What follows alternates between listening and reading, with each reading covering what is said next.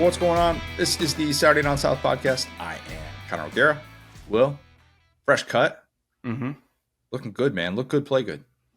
Appreciate you, man. Yeah, I decided to update my wardrobe for summer. You know what I'm saying? Because you can't be a chubby dude and kind of have some ratty clothes. You know what I'm saying? You can be, we've seen Big X the Plug. We've seen some bigger dudes really be fresh lately. So I got to follow that trend. I got my little cowboy fit going on. I got some Nike Dunks on. It's a great day. Every 5 years, if you got the financial means, update the wardrobe. Mm-hmm. Just make you don't have to clean out your entire closet, but take a long, hard, good look in the mirror and update your wardrobe. I've done that a couple of different times in my professional life, and I've looked up and realized I feel like everything that I have is a little bit out of style. Did some updating in the last couple of years. Makes a world of difference. Did an update to my hat collection, as you can see if you're watching this on YouTube, which you should, Saturday Down South on YouTube. I got my dad hat on today. A literal dad hat. A hat that says dad on it. Just dad inscription. I think shout out boss. I think this is Bussin' with the Boys, their product line. But the updated wardrobe is an underrated thing, a very underrated thing that all of a sudden it can just change your outlook on certain things, not being frustrated when you wake up in the morning. And I know there's the Josh Pate stance of the world of just wear the same t-shirt all the time and just that can be your life. If that's you, that's fine. I like a little bit more variety. I know that might not be very on brand for me, but update the wardrobe. It'll do you some good. We're not talking clothes today. That was the last clothes talk. We don't even have a whole lot that we're going to get to with the jersey contest. We do have an update on the jersey contest, kind of where we stand, a little bit of a recap. I'm not bitter at all about the way that things played out with the Jason Kidd, Allen Iverson vote. Just kidding. Yes, I am. We will get to that at the end. My guy, Ryan Fowler, he's going to join us in a bit, start about the Kalen DeBoer era at Alabama and everything that's gone on kind of the last couple months with that. But first, Will, by the time people are listening to this on Friday, you've probably already seen this or you know what I'm talking about, but Florida getting called out by a former player. When you see that headline, you got to specify. That's what I'm saying. I will specify. Trust me, I will specify. But if you just see those things, Florida gets called out by former player because look, we at SDS, we're in the aggregation business. There are a lot of people that are in the aggregation business. You could see that headline. You could react to a tweet, to a Facebook post, to an Instagram post, whatever it is. And you could just think, scoring lover, keep scrolling. Princely Umanmielen. Let me back up. I've been butchering his pronunciation of his last name for a while. I apologize. Hand up. I try and be as transparent as humanly possible. I look this stuff up. I try and be honest about it. Princely Umanmielen. Yes, Umanmielen. We could just call him Princely moving forward. That's probably a little bit easier. That's a cool enough name. That's the thing. His last name could be Smith, and Princely would do it for me. His brother is Princewell. Princewell? Yeah. Princewell and Princely. Yeah. That's all name team extraordinaires. Those two are. So you might see the gist of that and think, okay, this is someone who was at Florida. He is obviously at Ole Miss now. Let's remember, though, that we are talking about an all-SEC player who played in at least 50 snaps his last 6 games at his former school, the school that he called out. This is not someone that got benched late in the year, nor is it someone who just couldn't break through where he thought he should have been higher on the depth chart. This is a 2-year starter, a guy that's been on the field every single game each of the last 3 years that Florida has played, albeit with 2 different head coaches, with 3 different defensive coordinators. This was a guy that was considered the number 2 edge rusher in the transfer portal behind only All-Bang the Drum Team member Nick Scorton, who is now at Texas A&M. So let's remember all of that context as I read this quote from his first Ole Miss media availability session on Tuesday. Here's the quote, Will. Quote, I feel like I was one of the best in the country as far as pass rushing. Something from last season that I could work on better are my drops and attacking the run game a bit. I feel like here I'm getting coached harder for things like that. I feel like at Florida, the way I was coached was kind of almost as if they were just telling me to go out there and use my talent, if that makes sense. Here, Coach Lou and Coach Joyner really are on me about the little things. Coach Lou really goes through the progressions and drops and the routes that are being run when I have to go in coverage. When I was in Florida, they would just tell me, go drop to this area, and I'd have to figure everything else out on my own. But here they go in depth. Say what? Cat defense. We've talked about that before. It's like, you get this cat, I got that cat. Oh yeah, sure. Cat defense. That's what they were running up there. That plays. But here they go into depth. I feel like I'm actually getting developed here. Close quote. Okay, a few things. Well,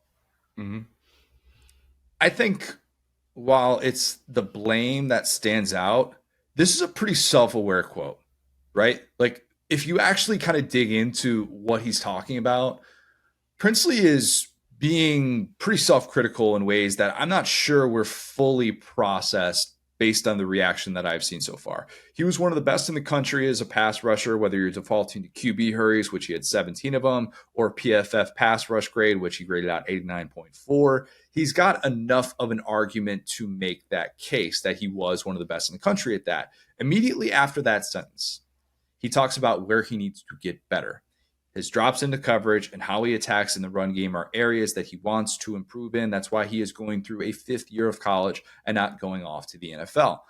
I'm not sure if the average person realizes how rare it is to hear a college athlete, and a good college athlete, talk about what they can do better. Even like early 20s out of college, it is so rare to hear someone at that stage in life say, yep, in this thing that I do better than 99% of the population, here's where I can improve. I think back to my out of college days, my early 20s, and how reluctant I was to say that there were things about myself that could make me more valuable as an employee in the industry.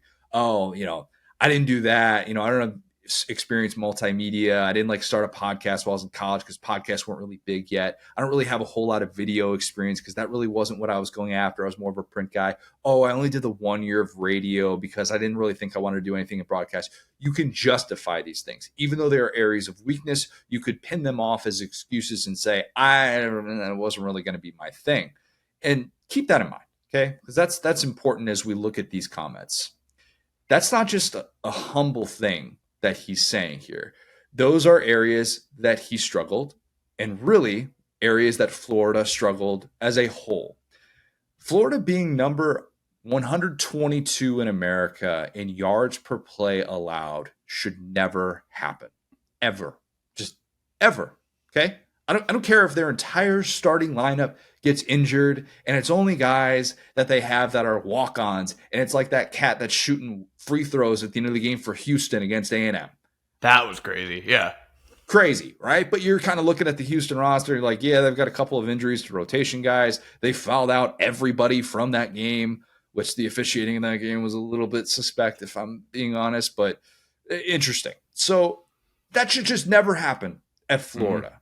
I don't care if the kid from the blind side, who's now at UCF, and I don't know where he lives here in Orlando, but Sean Toohey Jr., yeah, he's here at UCF. He does their NIL program. I don't care if he's calling plays. I don't care if the actor who played him, who was actually better in Friday Night Lights, in my opinion, than he was in the blind side. People forget that. He was kind of a recurring character early on in some of those seasons, but then it got a little bit weird with him. I don't care if he's calling plays. Florida should not be 122nd in the country in yards per play allowed. Okay? So let's get to They got to fire Todd Grantham and get this figured out. They really do, Will. You're exactly right. Move on from that guy. When he has the worst defense since the Woodrow Wilson administration, you should move on from him. Let's get to the blame part, because that's where it relates to Florida and why this comes back to the Gators. Quote, I feel like at Florida, the way I was coached was kind of almost as if they were just telling me to go out there and, quote, use my talent, if that makes sense. Yes, Princely, does make sense. This hits on something that I have championed for a long, long time. It's not trademarked or anything like that, so I won't go there. But it's something that I truly believe, and I think we have seen so many good recent examples of it play out lately. I believe that as much as this is a talent acquisition business through and through, stars matter, believer in that, scheme matters. Scheme absolutely matters. Harold Perkins is the perfect poster child for that. Scheme matters, the positions that you are put in. If you have a coaching staff who doesn't know how to use you, your talent will only take you so far. Thank you, Kyle Pitts. Our guy Princely, he believes... Falcon slander too? What a present to me on this day. I was joking to Will before we came on. I was like, yeah, we've got, it's Bama stuff with DeBoer, and we're talking about Florida. And Will just is sitting there just salivating, he's got spit just foaming at the mouth. He's ready to go. Princely believes that his talent only took him so far. There's more blame in that quote. Here, Coach Lou Spanos and Coach Joyner are really on me about the little things. Coach Lou goes through the progressions and drops and the routes that are being run when I have to go in coverage. When I was at Florida, they would just tell me, go drop in this area, and I have to figure everything else out on my own. But here they go in depth. I feel like I'm actually getting developed here. You could say, well, I don't know, you only dropped into coverage 6 times per game, but just me personally, there are some places where I'd prefer to have a clue what I'm doing 6 times, just anything in life.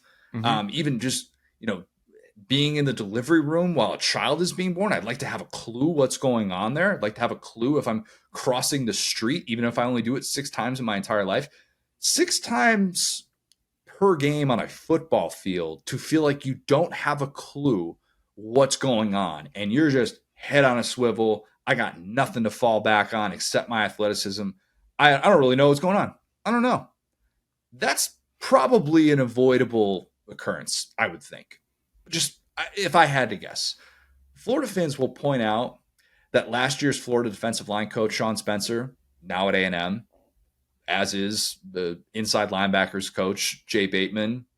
He is the DC now for Mike Elko at A&M. Those coaches are gone. They're no longer at Florida. So he's calling out coaches that aren't even there anymore. Yeah. The irony is that I saw a Texags tweet right around that same time, and I'm sure these are totally unrelated. I'm just connecting them in my mind. But right around that same time, Tareen York, who's a linebacker at Texas A&M right now, he specifically mentioned how detail-oriented Bateman is. Not Elko, but Bateman. Those guys were there for his 2 years as a starter. But here's the other thing. Princely spent 4 years at Florida. He had the aforementioned Todd Grantham. He had Patrick Toney. He had Austin Armstrong as his DC. I can't imagine someone being there for 4 years saying a lack of development was just on those 2 position coaches that are no longer there. And for what it's worth, Spencer got fired. Bateman left on his own accord. But if you want to be just like, well, he's really only talking about the guys that are no longer there. It's not really a reflection of the staff that's there now. That's on you. That's blind faith. That is the definition of blind faith. If this were 5 years ago and a former Florida defensive player came out and said this, I'm siding with Florida fans. I'm like, I don't really think it's fair to call out a staff like this. But it's not 5 years ago. It's right now. Yeah. It's the 2020s. In the 2010s, Texas offense, that's my leader in the clubhouse for the most disappointing unit in all of college football for the decade, especially as those great in-state quarterback guys went elsewhere and did historically great things. In the 2020s, the leader in the clubhouse is Florida's defense as the most disappointing unit, not just in the SEC, but in all of college football. I truly think they have the best case right now. And they'll wait and see what the next 5-6 years looks like. But think about this. From 2000 to 2019, Florida's defense had 1 unit rank outside the top 50 in scoring and 0 defenses that ranked outside of the top 70 in scoring. In the 2020s, Florida actually in 19 their defense was decently solid. So it wasn't the final year. Yeah, so it was not Todd Grantham because everybody turned on him the following season. Yes. Todd Grantham's fall began in 2020. That defense was bad. In the 2020s, Florida has yet to have a top 70 scoring defense. As I've said, a season wherein Florida's biggest headlines were about alleged shark mounting, credit card fraud, fake death threats, midseason firing to a head coach. That season, that 2017 season, still spit out a better defense than any that Florida has had in the 2020s. That's all you need to know about the current defensive culture in Gainesville right now and how far it has fallen off. We just watched the 4th consecutive year of Florida being a complete and total dumpster fire on defense for the vast majority of the season. Forget stopping Georgia. Florida can't even stop Kentucky or Mizzou. Even South Carolina had 39 points in that game, 7.4 yards per play. and Florida comes back and shows a lot of resiliency, comes back and wins that game. By the way, that is the last time that Florida played an organized football game that they won. Okay? It's been a minute. Here's the kicker. Here's the thing that if I'm a Florida fan, this is making me take the longest possible look in the mirror and realizing that Florida's got some systemic issues on the defensive side of the ball, and it's pretty undeniable at this point. In the last 3 seasons, Will, here's the entire list of all SEC selections that Florida has had on the defensive side of the ball. Princely Umanmielen. That's it. That's your list.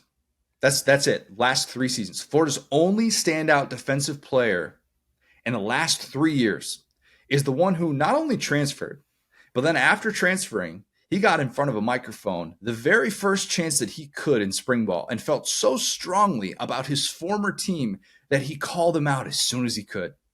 He didn't bite his tongue and just praise the new staff, which you could do. And look, I mean, maybe if I'm up there, that's probably what I'm doing, and I'm probably not, really going after my former coaches, but I get it.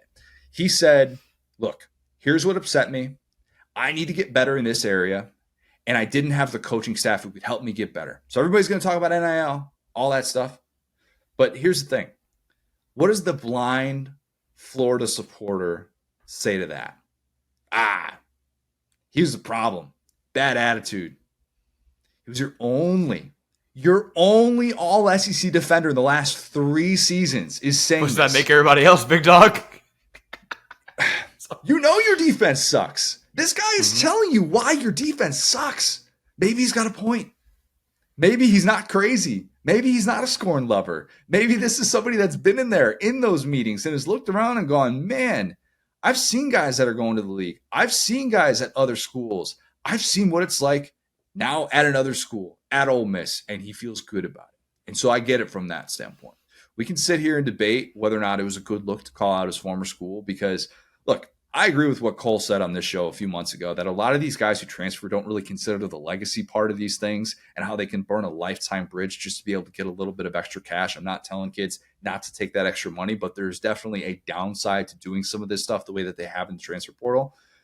But this doesn't sound like a guy who was just unhappy with NIL opportunities. If he had gone to Nebraska to play with his brother, Princewell, and again, one of the greatest names that you could possibly have, Princewell, if he had done that, I think we're all kind of looking at this going, yeah, guy wanted to play with his brother. Nebraska probably hooked it up from an NIL standpoint, even though their defense was actually pretty good last year. Their offense was just so historically bad. You would have kind of been like, okay, yeah, I get it. I get what he's trying to do. Maybe it's a little bit of like a dream to play with your brother on that side of the ball. You go off to the NFL, you do your thing, whatever. But he didn't do that. He went to a program at Ole Miss that hasn't had a top 40 defense since 2015. And already. Stand up. Wait, what'd you say? Land Sharks. Oh, okay. I thought you said something else. Never mind. We're going to gloss over that. Admiral Akbar era. Yeah, who could forget it? They're actually pretty good. 2015, that Ole Miss defense. Yeah, they were very respectable. But think about that. He's already saying that I see things so much differently now than my 4 years at Florida. That is a bad look. That's a bad look, especially when there's nothing really that can tell us if he's right or wrong for the next 5.5 months. And Florida just has to eat that. That's the thing that's unique about the college football offseason, how long it is. And when your results are that bad, how much more that stings. There's not a game in 2 months. There's not a game in a month. You can watch a spring game and, talk yourself into a vision of a defense like I did last year when I saw Austin Armstrong's defense flying all over the place and he's going berserk on the sideline in the spring game. You're like, hey, Florida's defense, I know they've been basura the last 3 years, but who knows? Maybe this is going to turn it around. This is the right guy, the right hire. Then you learned about Florida's offensive line. Yeah. Ooh. That's it. Yeah. I mean, that doesn't really have anything to. Well, I guess no, it does. No, because the spring game, they looked awesome against Florida's offense because their offensive line was terrible. Good point. But look, it'd be one thing if he was there for a year or two and he just didn't have this rapport with the position coach or something like that. And he just didn't get along with his coach. That stuff happens all the time. There are guys that are going to get in the portal post-spring, and they're not going to come out and say it, but it's going to be that exact reason. hated a position coach, didn't like the spot that they were going to be put in. And ultimately, they felt like they were being played favorites, weren't where they were at on the depth chart. They felt like the position coach was kind of holding them back. I remember my junior year of high school. We got a new catcher's coach. I couldn't stand this guy, Will. I despised this guy. As a 16 to 17-year-old kid, I did not like the way that he talked down to people. I felt like other guys got away with off-field issues, and he would go to bat for them. Yet one time, the guy who, look, I've had, my ups and downs in life, so I'm not pretending like I'm, squeaky clean guy or anything like that. But I didn't drink. I didn't do any of that stuff in high school. I didn't get in trouble. So the one time that I'm in the dugout and I cursed about something, play didn't go our way, baseball, it happens, man. It happens. He calls me out in front of the entire team mid-game. They got you for cursing? I think yes. I could count the amount of times I've heard you curse on, I guess, like 2 hands, probably. That's crazy. Yeah, I mean, in high school, I let it fly. Oh, we talked about this. You kind of like changed your yeah. Right. But like, okay. That's the thing that you're going to get on me for? Mm-hmm. That's the thing. So I would have said bad things about this guy. And I won't say bad things about him now because, unfortunately, he died by suicide a few years ago. And it was very sad and felt absolutely awful for the family and everything that they went through throughout that entire process, all of that stuff. But if I had, like, right after my senior year of college, if I had gone on record with our local paper, which I could have because I know our local sports reporter very, very well, still know him very, very well and keep in touch with him. He's a really good dude. Son actually goes to LSU, ironically enough.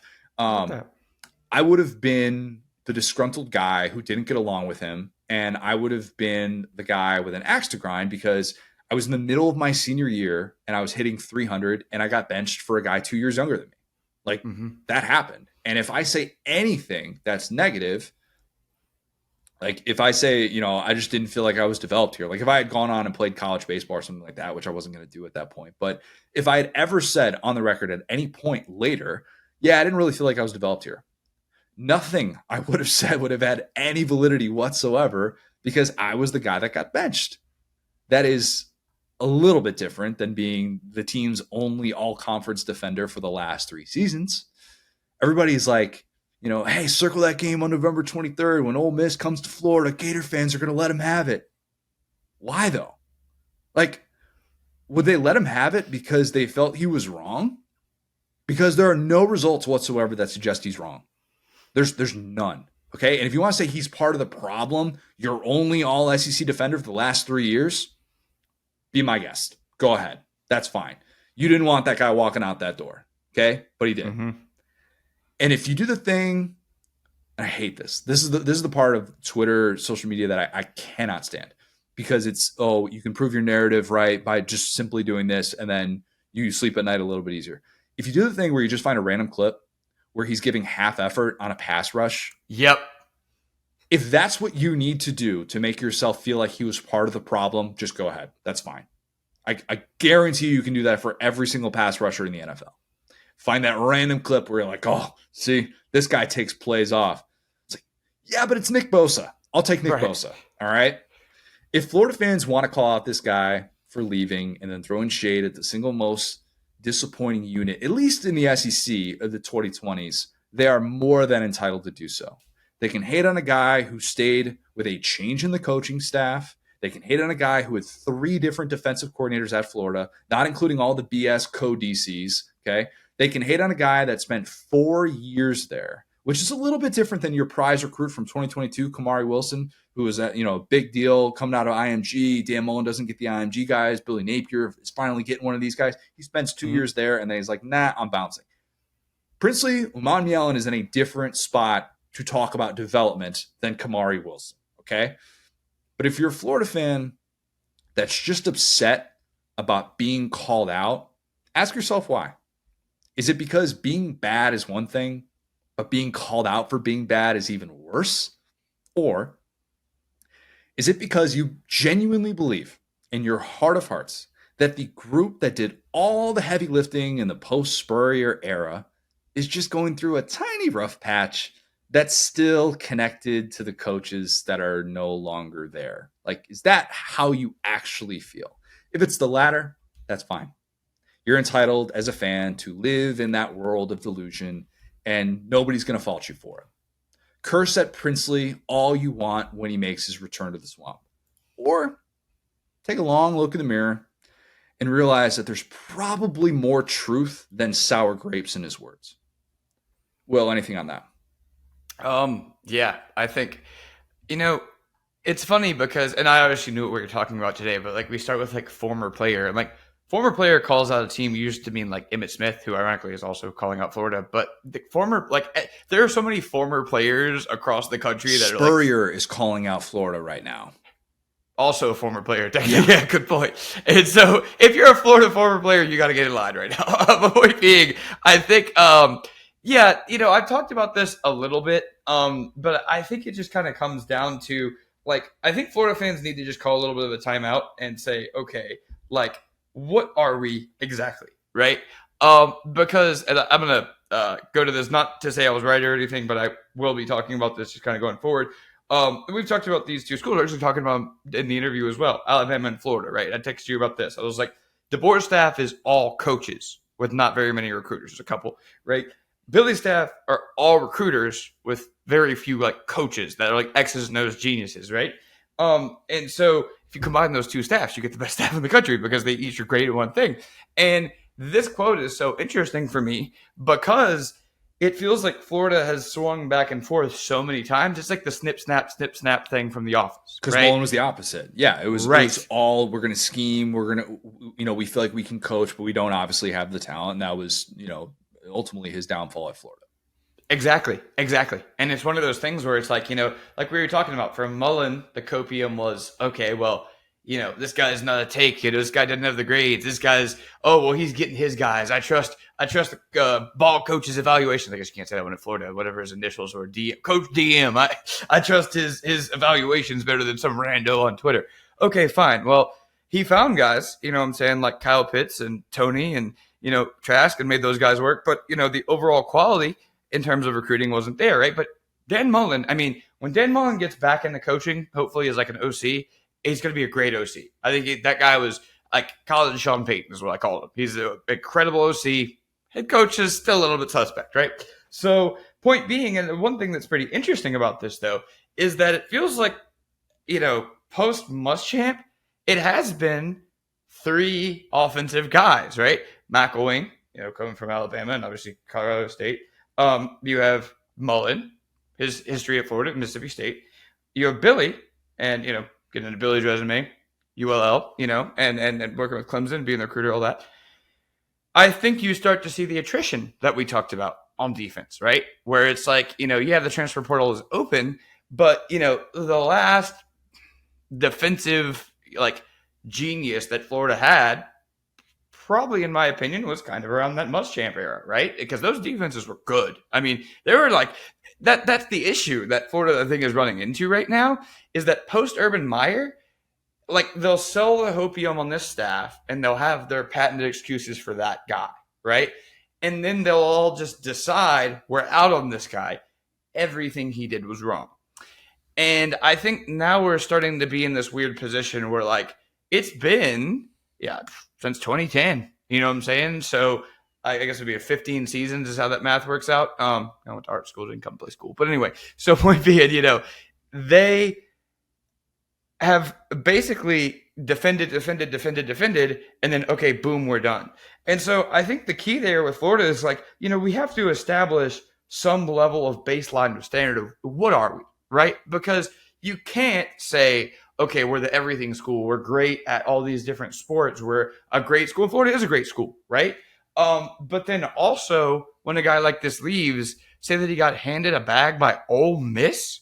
Like, what? Like, I understand Ole Miss is doing great in the portal, but, like, I texted you this. Like, they had to, like, pass a constitutional amendment to pay their head coach. Like, when Billy came in, he hired the most coaches of, like, any SEC school. I'm sure Alabama and Georgia probably, like, did their thing and caught up to them. But at the time, he spent buku bucks on, we're going to rebuild this shelled out, unserious football team that Dan Mullen had, that loser. Okay, so y'all got all these personnel guys in. Y'all got all these people in. You got the game changer coordinators. All right, cool. So what is our baseline of expectation, right? you have, since Urban Meyer, let's see, 1, 2, 3, 4, 10-win seasons since 2010. Okay, that's fine.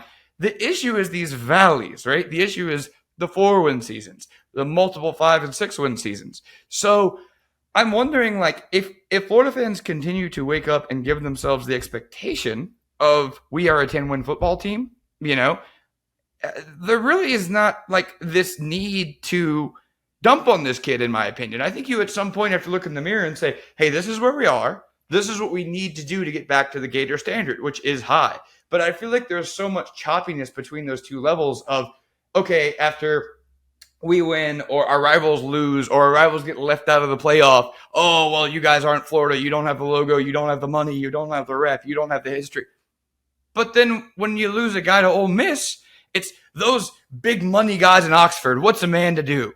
Which one is it, dog? Are you guys the ones that I watched up growing that won back-to-back football or the back-to-back basketball championships, won 2 football championships in 3 years? I saw that Florida logo, in the documentary, that fear, right? Swamp Cake, that fear that you used to see in that Florida logo.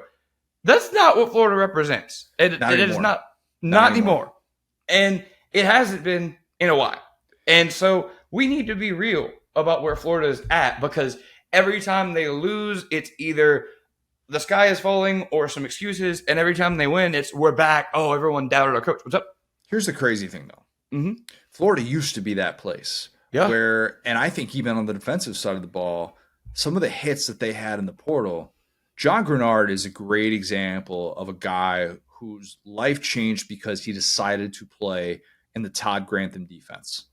And because he was that all-important piece of that defense, the last great Florida defense that they had was 2019. Mm-hmm. And that guy became an awesome player. Just got paid in the NFL. Yeah. Just got paid. Was one of those guys that, like, the second he was drafted, I was like, that guy's ready to go play in the NFL. He took advantage of that final year. He was developed in the right way. Princely Umanmielen is trying to do that exact thing, except for him to do that exact thing, he had to leave Florida. Yeah. That's the problem. If you're no longer that place on the defensive side of the ball, and I've talked about, they've had hits in the portal, they've mostly been on the offensive side of the ball, right? We're talking about a Ricky Pearsall. We're talking about Osiris Torrance, the guys that they have been able to develop in that way. And that hit rate is so high. The guys that they get, I mean, it's like they're even better than we think they're going to be, most of them. It's a strength. That part is a strength. I won't doubt that in the same way that I was at this time last year. Mm-hmm. But the defensive struggles are just so magnified. And the way that it has been spun off over the course of the last few years, well, at first it's all Grantham's fault. Okay, Grantham gets fired. All right, you still let up half a hundo against Samford. Okay? Right. The very next week. So that happens. Oh, well, you know what? It's just like they didn't really have the right defensive game. Okay, I get it. Oh, you know what? It's early on with Billy, and you got to, Mullen didn't recruit. They didn't have the talent that was necessarily there. All right, whatever. Year 2, last year, when you get to hire your own coordinator because your last guy left in late January to go take a job coaching safeties with the Cardinals, that to me was very alarming. And the pressure that is on Austin Armstrong and now Ron Roberts, who, look, if that's your answer, if a defensive coordinator who got fired each of the last 2 seasons, if that is your answer at these 2 Power 5 schools that he coached at, if that is your answer to your defensive woes, to your most disappointing unit of the 2020s, I would push back on that as well. And so my whole point is not that we should just sit here and bash Florida forever. My point is simply, if there's a guy that I think has a clue, I think Princely Umanmielen does. Yeah. Okay. And the systemic issues, if this continues in this way, where there's nothing Florida can stand on, it will absolutely lock up that title of most disappointing unit of the 2020s, not just in the SEC, but all of college football. Yeah. Then, quick thing on that, by the way. You said most disappointing unit was Texas's offense. I think right in that running is Oklahoma's defense, and it's so beautiful that we got to see those two play each other every year. Yeah. Anyway, so the point I'm making here really, truly is not to bash Florida. It's the fact of dude, Florida is such a high floor program when you think of everything they have going for. I mean, that campus is beautiful. It is a great school. it is a massive alumni network. The Gators, the Chomp, the brand is very cool. They have money. They have like, it's cool to be a Florida Gator, right? And so where I'm going with that is like, y'all gotta sit down and define what the Gator standard means and what it means to be a Florida Gator and recruit players and coaches that build around that. Because when you rip the Band-Aid off and start over and blame all those people and push them out of town over and over and over again, I mean, again, I know we always end up bringing up this team. Say what you will about Iowa football, but they have an ethos. They have a brand, right? If you want to go be a tight end or play defense, you go to Iowa and that's going to work out for you, right? Well, it's a good point because if someone leaves Iowa and they go somewhere else and they call out Phil Parker, you're like, dude's been there forever, man. Yeah. Like, it's probably on you. You can look at all these different guys that they've been developing in recent memory, all these guys that they've taken from 2-star and turned them into NFL players. It's probably a you issue if you left there. Now, I'm not saying that you can't have beef with a coach. And look, that happens all the time. And you can have beef with a good coach. But at the same time, you're probably getting that look of like, I don't know that you can really hate on the system in the spots that you were put in when there is this long, long track record. Whereas when you're in this spot that Princely is in and he's calling it out, he's not talking about the Florida Gators of the 2010s and of the 2000s with Urban and even some of those Zook defenses. Like, he's talking about right now, and right now it's just such a massive problem that even as a fan, I don't know, it's so tough to defend. Like, so I'm trying to put myself in this position as a fan when I saw RG3 have his comments about Caleb Williams, like saying that he should pull the Eli, even though it's really the Elway thing. We talked about this. And like the only place that I have to push back on and like to say like why I think RG3 is wrong to say that, even though like I'm very biased as a Bears fan, like I'm acknowledging that. The only thing that I can push back on to say like why it's not systemic failure is, well, look, they just traded for Keenan Allen. They made a big time trade to get DJ Moore last year. They're probably going to use a top 10 pick on a receiver if I had to guess, or they at least have the pieces to be able to do that and add someone.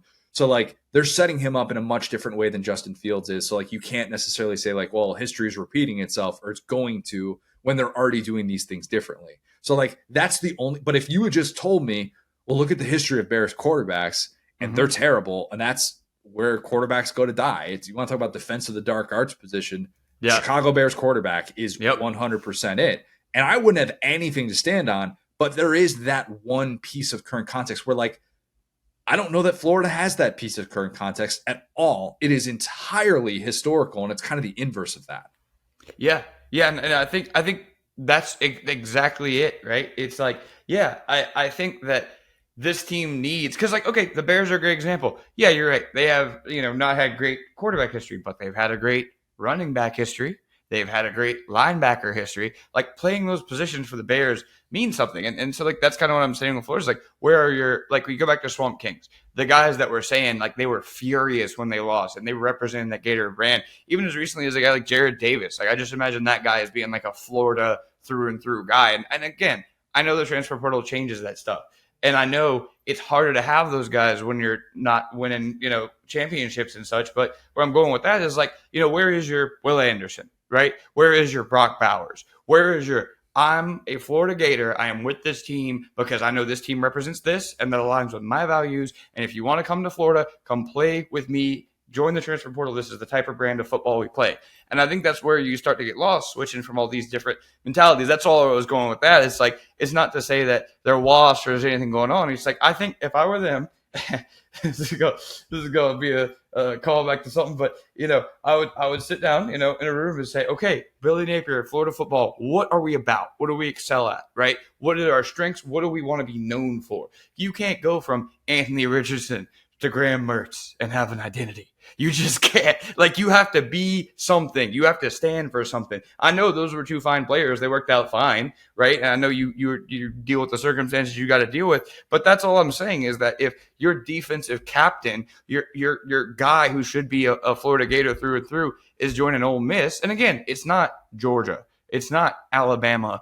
Ole Miss. And again, I am so pumped about what Lane Kiffin and Ole Miss is doing, reinventing that team, breaking, the old, like the generational, struggles they've had, I guess. And I give them a heck of a lot of credit. But as a Florida fan, you should be sitting here going, why is Ole Miss beating us? This is not acceptable. That's when that standard should come in. Not, well, they threw out a bag. This guy's unloyal. This guy doesn't hustle hard. This guy in this. You just say, why are we in a position to lose this great player to Ole Miss?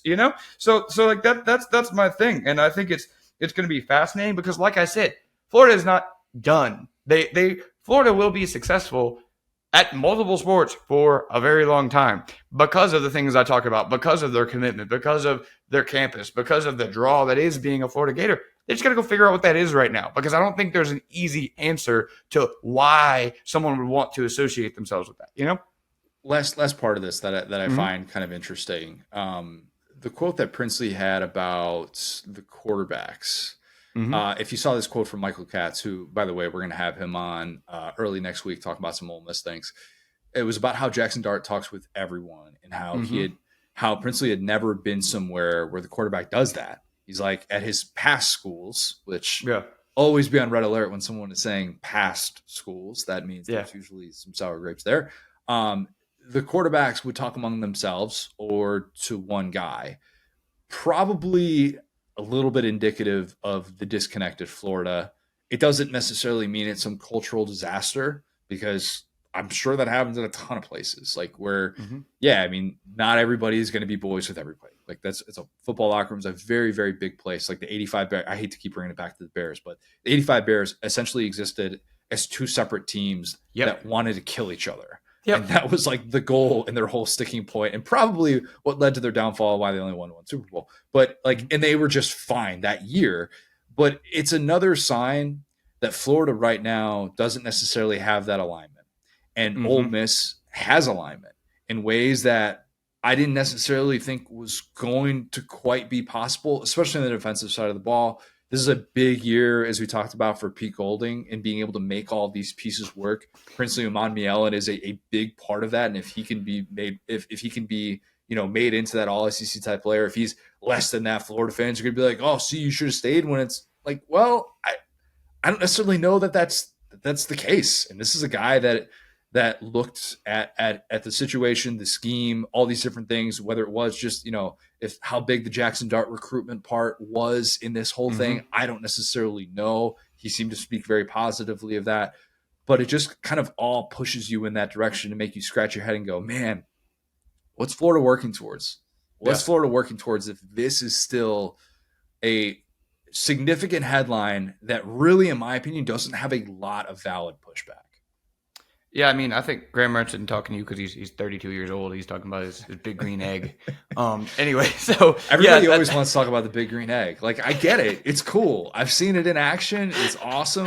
When we were in San Diego a few years ago, like one of our friends had one. We smoked some meat on it. It's cool. It's great. We talked a lot about it. We talked a whole lot about the big green egg. And this is why Grandma should be talking to you in the locker room, because you're all the same age. Anyway, so point being, I mean, the reason I was laughing wasn't at that. It was the fact that I'm sitting here going, I mean, seriously, like, this is a complete credit to these people. This is not detract. We're talking about Lane Kiffin, Pete Golding, or the adults in the room here at Oxford, Mississippi, and Ole Miss. And we're going, look at them and how smart they are and how well they're doing. I mean, that's crazy when you really take a step back and look at it and think what Lane Kiffin represented, what Pete Golding has represented through us. And again, he is not, we haven't seen Pete Golding really do much so far in terms of on the field, but in terms of the vibes, in terms of the recruiting, I fully understand that. I understand chopping down Billy and giving these guys credit for bringing in talent. I get it. But the thing about Lane Kiffin has not been that he is not an offensive scheme guy. Like, he appears to be Dan Mullen with recruiting right now, with the talent, with these five, Walter Nolan's coming in. So that's my thing, is it's like, again, hold yourself to that standard. If Pete Golding and Lane Kiffin in Oxford, Mississippi can figure this out and be the envy of college football, I'm going to say a lot of the fan bases listening to this right now, you can too. Hold your face. If you're, I mean, this is a bad, I'm not calling anybody out, but if you're Tennessee, it's like, hey, we can do this in the portal too. If Ole Miss can do it, we can do it. I think Tennessee has done a lot of that in the portal. They've been solid. Had a lot of success. Yeah, they've been solid. And like I said, it's not like this team's doing it wrong. It's just if Ole Miss has been outside of the 14, 15 years we were talking about that were maybe a little bit of an asterisk, not so much today, right? Outside of that, and maybe Eli Manning, Ole Miss has not been much. So the fact that they can overcome that history and the resources and all that stuff to be what they are in the portal means that any SEC team, except for Vanderbilt, can do that. So I think that's the silver lining here, which is that Florida, if you get your ducks in a row, you could be right there in 5 to 10 business days, buddy. So let's get it moving, man. Vandy fans listening to this just thought, man, we're going to go through an entire part one without a dig. Like, good day for the Doors, and then it's baseball season, baby. This is your time. If it's sound, if the ball is around, we are sound. Baseball and bowling, man. That's what they do. Yeah. They do. All right, let's get to Ryan Fowler. I've known Ryan for quite a bit now. He is as knowledgeable as there is on all things Bama, being able to talk about that every single day in Tuscaloosa. Great insight from him. Look, I very rarely invite someone on this program that's got a bigger beard than I have, but Ryan was worthy to cross that threshold. So here's Ryan.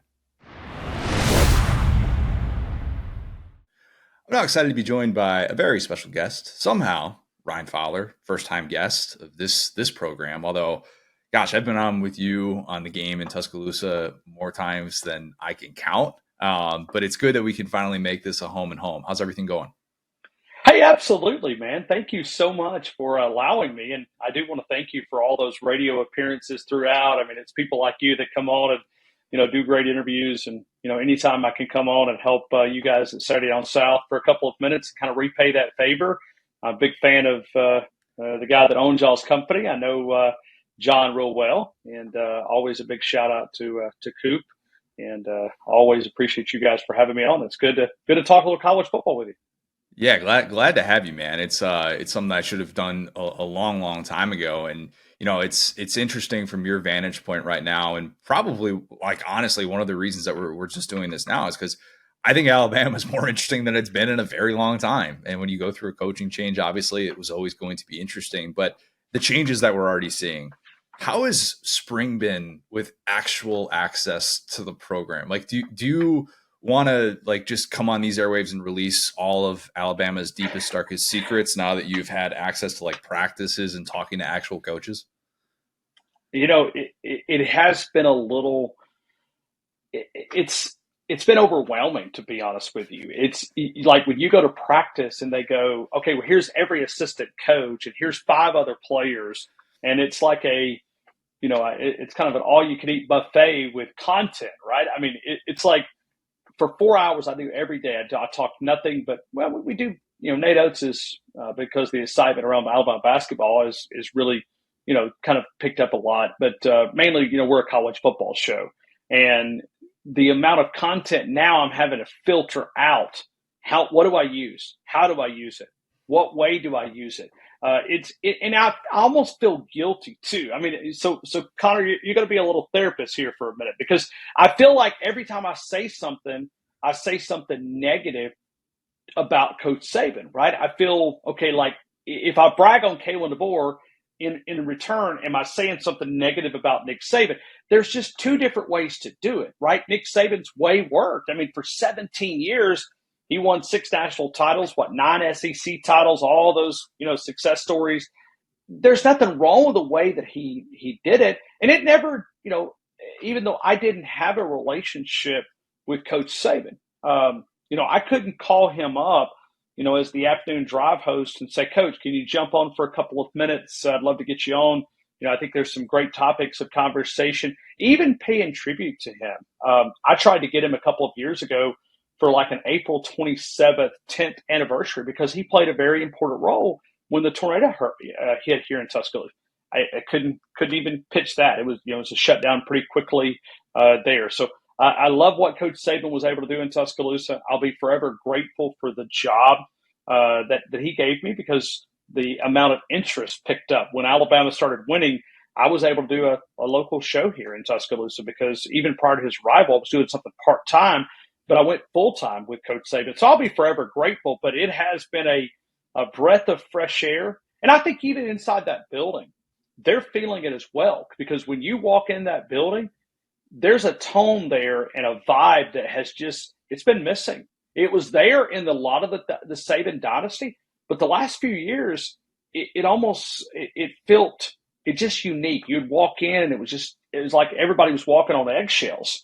And they took a 3-year break of not winning a national title. So maybe that was part of it, that they had not won one since 2020.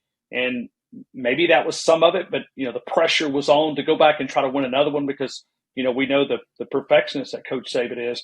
But it has been fun, with Kalen DeBoer. We've already featured him a couple times, and I think just keep it a tally. He spent 21 minutes with me the first time. He spent 19:58 with me, so almost 20 minutes the second time.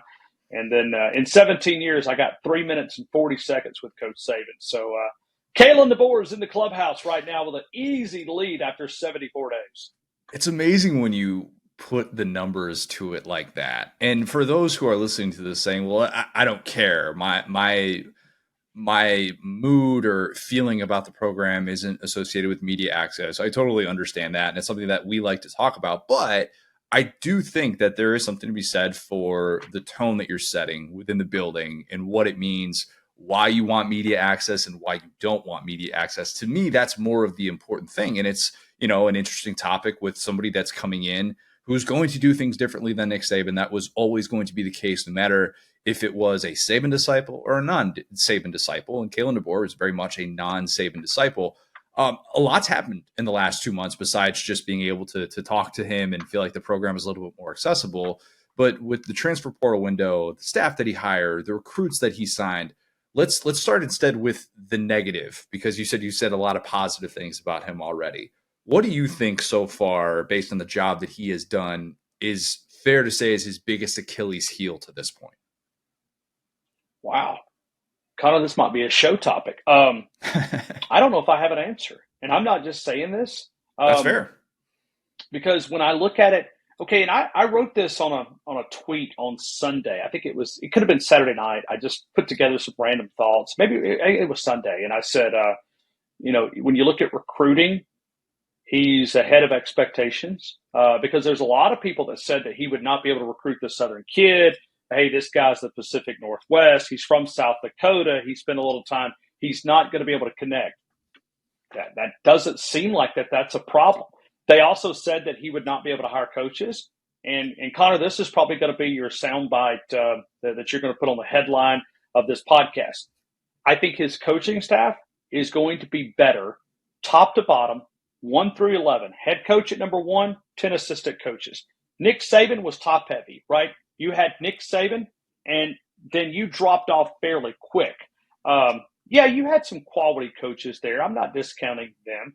But I think when you look at this coaching staff, it's better than what Coach Saban had, probably for the last couple of years. And I think that's really one of the things that Coach Saban identified through Chris Lowe, that it had become a challenge to hire coaches because he could no longer promise them. I mean, look at Tommy Rees for just a couple of minutes.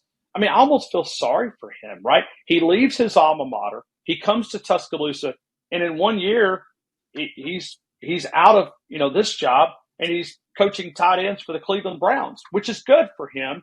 But it's almost like he left his alma mater to come to Tuscaloosa for 1 year, and now he's out. So you kind of understand why these coaches were not going to go, okay, no, we all know Coach Saban is, at some point, Father Time's going to catch you.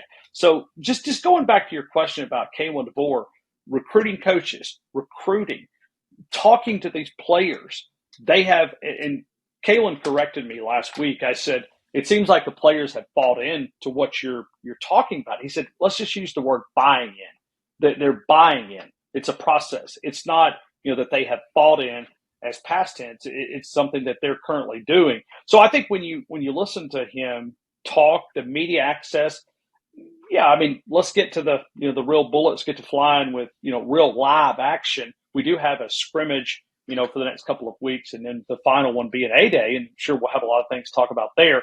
But at this point, I don't know, because the transfer portal, the national narrative was, okay, well, he lost a lot of guys in the transfer portal. Well, to be fair, a lot of those transfer portal guys were going to be there prior to Nick Saban. If Nick Saban would have stayed in Tuscaloosa, I think there was probably one kid that could have pushed maybe Nick Saban over the top, demanding more money, and just decided to, all these things kind of added up and kind of confirmed to Nick Saban, hey, it's time to get out. It's time to get out. So when you think about it, like I can't really criticize, because I think they've had this hire in the back of their mind for some time. Now, I've got a hypothesis. And I could probably create some type of alternate hypothesis too. But I think really, if you go back to interviewing Ryan Grubb last year, Nick Saban interviewed Ryan Grubb, and they spent a significant amount of time here. He was his number one choice. I think they were also exploring who Kalen DeBoer was. I think they were already kind of starting to go, hold on a minute, let's find, because Coach Saban admitted via ESPN that he said, we're going to have to start evaluating this on a year-to-year basis. He told Greg Byrne that we're going to have to start evaluating on a year-to-year basis. So then when you look through Kalen DeBoer, and I'm not saying there was anything shady going on, but things get out in the coaching fraternity. He hired Jimmy Sexton last summer, so he went with a different agent, which has a working relationship with a lot of schools in the Southeastern Conference down here, the bigger schools. Then when you go to the contract that was presented in early fall, he said he was going to talk about it after football season. Then he was presented a new contract, an enhanced contract in December prior to the college football playoffs. And then all of a sudden, he finishes up on a Monday evening. He gets back to Seattle. In my hypothesis, I don't have anything to base this on. That's probably when they said, okay, would you have an interest in Alabama? Then it was Nick Saban. Because I don't think Nick Saban would have left the program in bad terms. Let's say that they could not have got a quality coach. I think he would have came back for another year and said, okay, hey, I understand that the coaching cycle has already went through for 2023. So I look at it and I think, man, they've been evaluating Kalen DeBoer for a little bit of time. I think they've spotted him from way back when. So when I look at it, the criticism, I can't come up with anything. And I know that's probably going to sound like a homer. Ask me September the 28th when he loses to Georgia. We could talk about then. But right now at this point, I can't imagine off to a smoother start in the transition of the last 76 days. I remember doing a radio show in Portland. I think it was early in December, and I go on with them like 2-3 times a year. And that was a very popular topic of conversation of this DeBoer contract and why hasn't it been figured out yet? And, do you think he could leave? And they were starting to kind of read the tea leaves then. And it's interesting when you kind of put those things together and you could say, well, why, he still wasn't their first choice. Like Sark was definitely their first choice. Kiffin, say what you will about Greg Byrne not wanting someone like Kiffin, but the point is that you've kind of already vetted those other people, and those other people like a Dan Lanning or something like that. So your relationship with them is a little bit different than with DeBoer. And that's probably going to be something that Alabama fans look at. Like they're going to do their own vetting of him, and they want to see when the bullets start flying, what this all looks like. One of the things that could determine how the tone of this year one goes is obviously that relationship that he has with Jalen Milroe. I'm fascinated to see how this plays out with Milroe, with his skill set, with the things that he still has to get better at, and with things that we've seen him already do. What do you think that relationship? Oh, we got. Is that DeBoer calling you up right now? DeBoer is saying hey Ryan, we got to do an interview right now. No. That's the auto warranty. Listen, I'll know that I'm dead when I don't get that call every day. Every day I get an auto warranty call. Okay, every day I get that the call. So I hope it didn't interrupt on the Apple there. So I'm also fascinated with this too because I went to grad school here at the University of Alabama, and many times what they would do is they would say, defend the other side. Okay. Take it and defend the other argument. Okay. If you think, and I was in human anatomy physiology. So if you believe that something is, real about blood pressure, hypertension, or whatever you're studying, then go and defend the other side because it makes this case stronger. So if you said, Ryan, defend why Jalen Milroe is going to be successful in this system, then I could do that. I believe I could also flip it around and say why I question if he's going to be successful. So I could probably defend both arguments. And I'm kind of like what you said. I'm intrigued to see how far Kalen DeBoer can get Jalen Milroe, because we talked about recruiting a couple of minutes ago. Think about if he's able to take, let's say Jalen Milroe, let's just paint a wild season. Let's say that he wins the Heisman Trophy. Let's say that he puts this team on his back and they go win a championship, an SEC title, a national title. Let's say that Milroe goes out and maybe he's a first-round quarterback, because if the passing attack can get there with his mobility, the NFL loves that. And especially as this system is now, transitioning that for their quarterbacks the last, 7, 8, 9 years. So if you think about that, what if it all comes together? What if it all comes together for Jalen Milroe? It just clicks. Also, keep in mind now, he's a grad student. Many times we see these quarterbacks take that big step as a grad student because of time flexibility. And, you have like one Thursday night class. It's not walking to class for a 50-minute class and, all this downtime. Grad school is a little bit different. Plus, there's a lot of great independent study classes that you can take. And, you have even more time. So what if he's able to do that? What is that going to tell that quarterback recruit out there? Look, I'm struggling here. I need to get here. Well, look at what Kalen DeBoer did. I kind of look back at Jalen Hurts, looking at Lincoln Riley. Mm-hmm. Look at Lincoln Riley. I mean, people try to pretend that Jalen Hurts is the same quarterback now in the NFL. He struggled here in Tuscaloosa, grasping the offense. Lincoln Riley, the quarterback whisperer, was able to take him to places that I think a lot of people, probably included myself, didn't think that he could get there as a player. So what if Kalen DeBoer is able to take Jalen Milroe? He works with those short intermediate passes, and they're able to really, I know we talked about it a couple days ago with CBS Sports Radio, talking about, hey, the mobility is going to scare a lot of defenses. It's nightmares for defensive coordinators. And I think all that stuff is true. So if he's able to do it, now what if there's another quarterback that comes in and beats him out? What if it's maybe Dylan Lonergan or Ty Simpson or maybe Austin Mack, who just transferred from UW? Then there's a story there. Maybe that he didn't grasp the offense that they were trying to get. But the way that I answer this quarterback question with people calling into my show, that you should be worried about other things other than just the quarterback. I know it's a fun conversation. I like to have the conversation around the quarterback. Whoever Kalen DeBoer rolls out there into 150-something days, you're pretty comfortable with where they're going to get as far as quarterback production. So whoever it's going to be, you almost feel comfortable that quarterback is going to play at a better quarterback play than Alabama got in 2023. What are your impressions of Nick Sheridan so far as the new OC, somebody that's had a weird career trajectory, but by all accounts, quarterbacks really seem to like him and gravitate to him. But obviously, when you're the offensive play caller at Alabama, you're held to a different kind of scrutiny than any job you've had before. Well, and I think I think Kalen is capable of calling all those plays. It's his offense. He's called it for, the last 14, 15 years. I mean, it's his offense. So he's always, there if he's needed in that role. But I think Nick Sheridan's a guy that they were grooming. Let's say Ryan Grubb would have took the job at Alabama last year. Let's say he would have, been Nick Saban's final OC.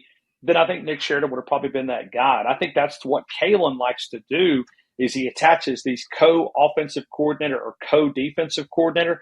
And what he tries to do is he grooms that next group of coaches. Like, let's say Nick Sheridan gets a job offer, in 2025 for, somewhere bigger, whatever the job may be, maybe it's a head coach at a smaller school, then they're already grooming Jamarcus Shepard for that responsibility.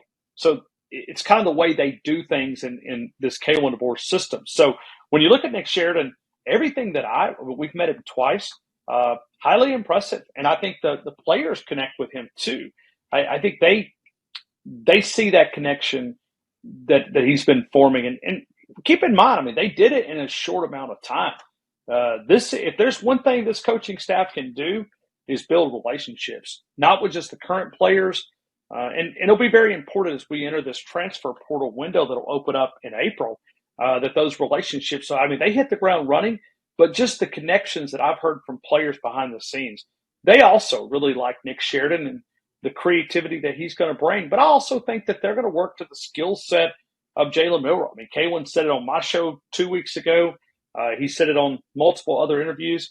Hey, we're going to take the strengths of our player. And I think it's what good OCs do, is they take their players and adjust the personnel. I think Lane Kiffin's one of the best at taking players and saying, okay, what can you do? All right, we're going to maximize your strengths and we're going to disguise your weaknesses. And I don't expect any different from Kalen DeBoer. I don't think they're going to try and turn him into Michael Penix Jr. I just don't. I agree.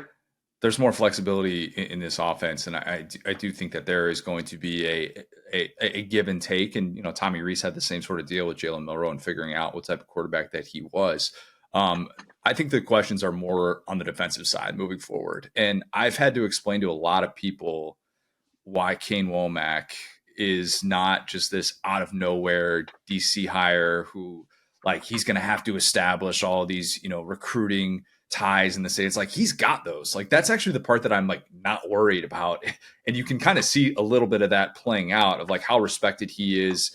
And the recruiting has gotten so much more transactional with NIL, and as long as that's aligned and those relationships are there, like I'm not worried that he's not sitting here signing blue chip talent at South Alabama. The question I have is more so, what does it look like when he has that game where Alabama allows 35, 40 points? Because Saban gets away with that because it's Saban, and we know that the net result is still obviously there. But what does it look like if Georgia scores 42 points? All of a sudden, it's like, man, this guy just isn't getting it. He's not protected in the same way that a Pete Golding was or something like that. Where do you think this Alabama offense is going to go in this first year without kind of Saban as the CEO of this defense? I think they're going to. I think the offense is going to have to carry this team. I'm right there with you. There's just too many pieces that you lose over there. You've got some guys that can be a big time playmaker. When you consider things around Deontay Lawson, Jahad Campbell's, I think is going to have another. I mean, he just looks the part that he's really busted his butt in the fourth quarter program to get things ready. So I think when you look at this defense, but it's the secondary. That's the question. Now the good thing is when you look at Kalen's offense is going to stress this defensive backs. They're going to have to grow up quickly, right? Because they're going to get challenged Tuesday, Wednesday, Thursday. But that's the area of concern. Yeah, you've got some guys that can really, step into big roles in that secondary. But I still have some questions back there. And it's just youth. It's whether it's Micah Fitzpatrick starting as a true freshman in 2015 or whether it's Caleb Downs. You're going to have growing pains, and you're going to give up touchdowns, and you're going to give up scores. This offense, if you tell me this offense is a B minus that's why I think it's so important to get it right over there. You just don't have the margin of error on the defensive side of the football. So the offense, but to go back to Kane, I had Kane on my show. I guess it's 2.5 weeks ago, and it was a ton of fun to be able to kind of pick his brain about. He understands that the standard around here is defensive play, right? Smash mouth football, play great elite defense, and I think they're going to be devoted to building, that type of championship caliber defense. I just don't know if it's going to be in year number one. I just think there's defensive line looks pretty solid, linebackers look pretty solid. It's just the secondary where I see some issues, and you lose, Terry and Arnold and Kool-Aid McKinstry. I get it. You got Jackson coming in. That should help you on the corner side of things, but you're probably going to go to the transfer portal. I think you'll see them go out and get a couple of corners to maybe – and really that's the other part. Let's say if they can get some guys that can be plug and play, then I guess that changes all that. But I really like – and I did hear that Kane had a conversation. I asked him about this. He didn't elaborate too much, but he did have a couple of meetings with Coach Saban. And he kind of explained the defense, the 4-2-5. And when he did, I think Nick Saban, according to people that I spoke to, was pretty impressed with what they were trying to do with this 4-2-5 defense. So there are some similarities. And I asked Kalen about this last Wednesday of what would the casual fan be able to see different in a 4-2-5? And he said, going to be a lot of similarities, even though they're labeled a little different. The verbiage around it, it's going to be very, very similar. But as you know, we'll find out. Hopefully he'll release some stats following this first scrimmage, and we'll go, whoa, wow, that defense is really struggling. Or maybe the offense is not where they need to be. Yeah, the counterpoint is, all right, well, if the secondary is getting torched and they're just getting their lunch served to them every day, that's probably a sign that Alabama's receivers are taking that next step and the system is working out really well. So you can kind of look at it from whatever vantage point, glass half full, glass half empty, you kind of want. Let's do a little multiple choice here for you, because the Bama receivers, it's going to be a pressing issue until we actually see some of these guys emerge. Who is the leading receiver for Bama in 2024? Is it A, Kobe Ooh. Prentice? Is it B, Ryan Williams, the 5-star true freshman? Is it C, Jeremy Bernard, who comes in from Washington already with the knowledge in the system, member of the All Bang the Drum team? Is it Kendrick Law? Or is it E, and maybe the most intriguing option, a post-spring portal guy? Wow. Do they go, because of, and we'll wait on confirmation from Jalen Hale as far as, how much time he's going to miss, because I was told that he was having a great spring.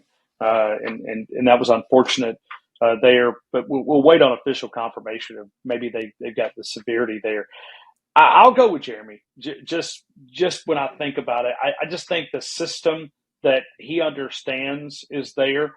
But from a highlight reel, Ryan Williams is going to be, because I asked both Kalen, the first time I had him on, I said, because this was after National Signing Day, so he could talk about Ryan Williams. And so he shared some thoughts about Ryan Williams, and I'm talking about literally. I mean, if you're going to write a resume, put that quote in there. It was just, he's as far ahead of any player I've ever seen at his age. That's a big comment. Then we had Jamarcus Shepard on like 2 weeks after that, and I asked him about Ryan Williams because he was a big part of recruiting him and getting him back into the commitment side for Alabama. And see, that's another part right there is Ryan Williams believes in this Kalen DeBoer offense. I mean, let that kind of sink in.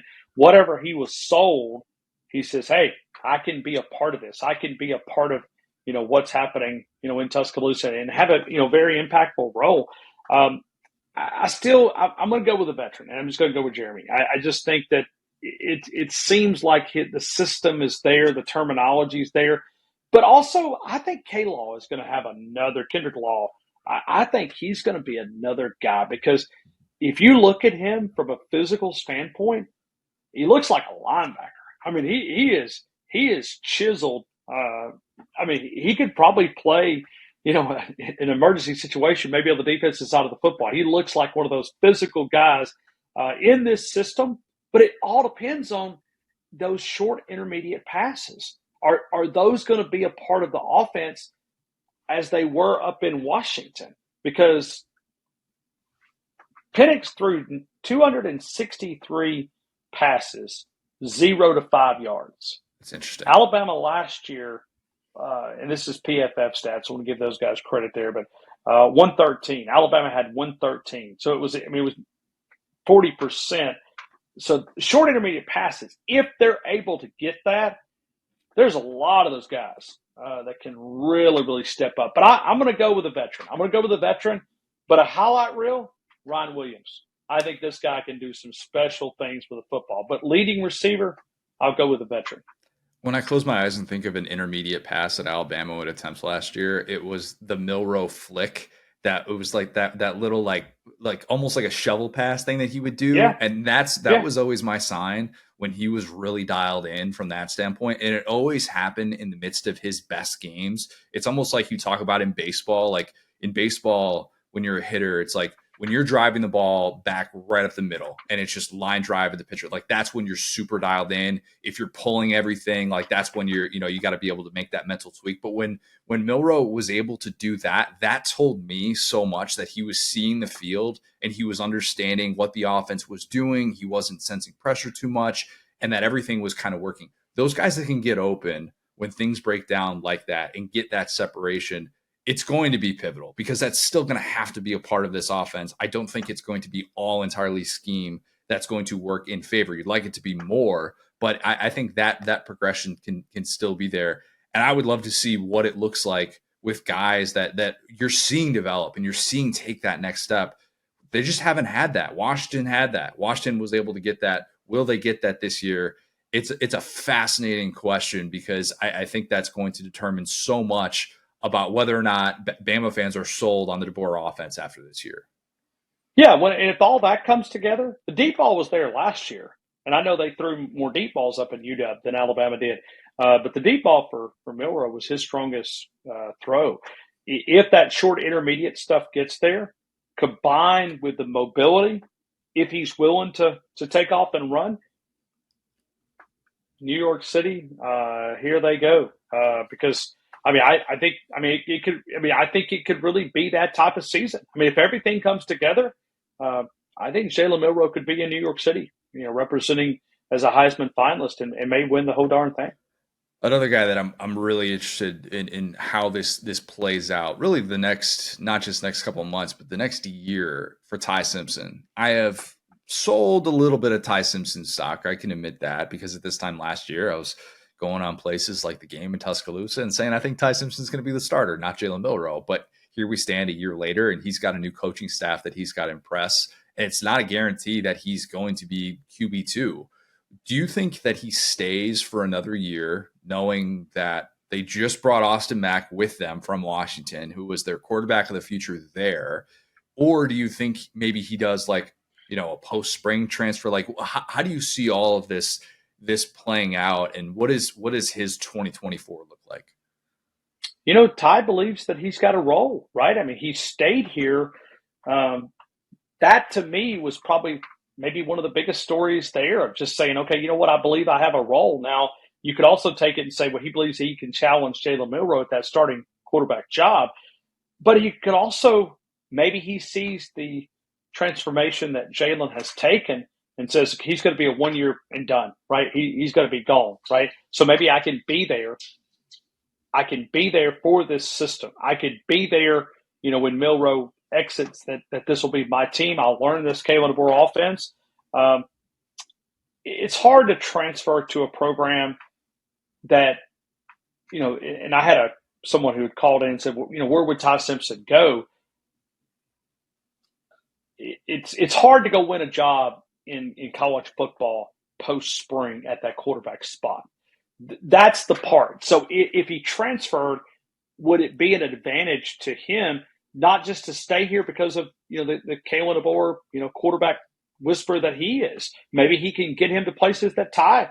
But I saw Ty take a lot of steps as a quarterback. I mean, everybody remembers the South Florida game. It was not where he wanted to be, not where that team wanted to be. But look at where Ty Simpson ended up. I thought really as a player he got better. Let's say if he could take that next step, hey, I'm sure Austin Mack transferred here for a reason. But listen, Ty Simpson can spin the football. I mean, he's a guy that when you go out to practice, you can see that the talent level is there. So I'm not giving up on Ty Simpson. I look at him and I say, okay, let's see what he's going to battle, because if he can find a way to connect some of those dots, and I think really skill set wise, he's an elite quarterback. I think he's got to grasp the locker room more. I think that's where Milroe, he has the skill set, but he get those players to follow in him. That Nick Saban always used to tell us, the team picks the quarterback. The team picks the quarterback. Well, in fairness, I think Milroe is an easy guy to pick, right? He's an easy guy to get behind because you could see those leadership characteristics. I think Ty needs to take more of an active role in that. If he's going to be QB2, or if he's going to compete for QB1, take some of that leadership responsibility. I think he's done that, but I think he needs to do more of it. Yeah, you see it with Milroe. It's evident. I mean, like how much Milroe loves Bama. Like in this day and age of transfer portal, NIL stuff, I know it's kind of cheesy, and there's the stuff where every post game interview it's roll tide, and he's smiling, he's running off. Like if I'm a Bama fan, I love that stuff. If I'm a Bama player, I'm like that's the best. That's what I want my quarterback doing. Just banging the drum every single time for my program. And like, it's hard to get that when you're a backup, obviously. And, it'll be interesting to see kind of the way that this pecking order plays out. And selfishly, I want to see him get reps. I want to see him play elsewhere. But the idea of him like running the DeBoer offense one day is super intriguing as well. And just depends on kind of the timeline and how things line up and how he's able to develop. Last question and last prediction for you. Give me a year one outlook for DeBoer. Regular season record, yeah or non SEC championship berth, yeah or non playoff berth, like wherever you want to go. How do you see this playing out in 2024? Well, there's part of me that would like to see him go win a national title just to see the meltdown of the rest of the SEC. Because I'm already seeing some anxiety. Them dogs over in Athens, they're not barking a little bit. I mean, every time I put up something positive about Alabama, they come behind it, to say, Nick Saban's gone, or, so you can see some anxiety is brewing over in Athens. Auburn, I mean, I expect probably another 6-win season. That's been pretty consistent. I mean, at least they've lost 4 or 5 years. So they might have a little anxiety, but it's just typical anxiety for the Tigers. But I think when you look at win total, I would say I would go over. The Vegas at 9.5 feels like free money over. You look at the trip to Oklahoma, you look at the Georgia trip here, you back up a couple of minutes and you kind of begin to kind of think about, SEC title. Let's say if he wins an SEC title, how big of a step that would be in year number 1 to make it to the playoffs.